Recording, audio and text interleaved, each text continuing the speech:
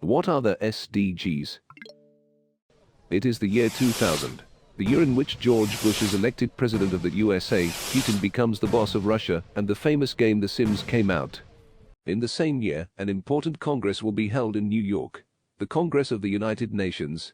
The then still 189 member countries draw up the Millennium Goals. The Millennium Development Goals were 8 goals that all countries had to achieve or at least achieve as far as possible by 2015.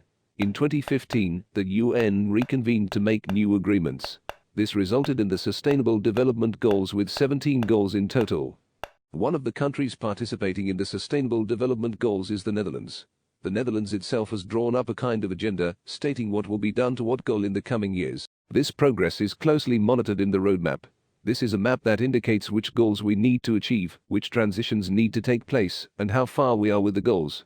For example, the Netherlands is ahead of targets 1, 9, 10 and 16, but lagging behind targets 7, 13 and 15. Now it may seem that only big business or politics can influence the achievement of these goals, but nothing could be further from the truth. It is precisely starting with yourself that is so important. Ask yourself the question, what could I do to make a difference? Here are a few examples of what you could do. In order to deal with the climate in a more sustainable way, we must try to reduce the number of CO2 in the air. So instead of the car, try to take the bicycle for short distances.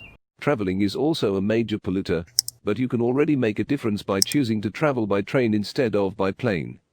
We can also make a difference in the kitchen. Try not to eat meat or fish at least 2 days a week, but lots of vegetables. In this way we save on CO2 emissions. It is also important that we handle our belongings in a more sustainable way. For example, don't buy your clothes new, but second-hand. If your appliance breaks down, have it repaired and always try to separate your waste so that we can recycle the materials properly. When we shower, a lot of water is lost and it takes energy to heat the water.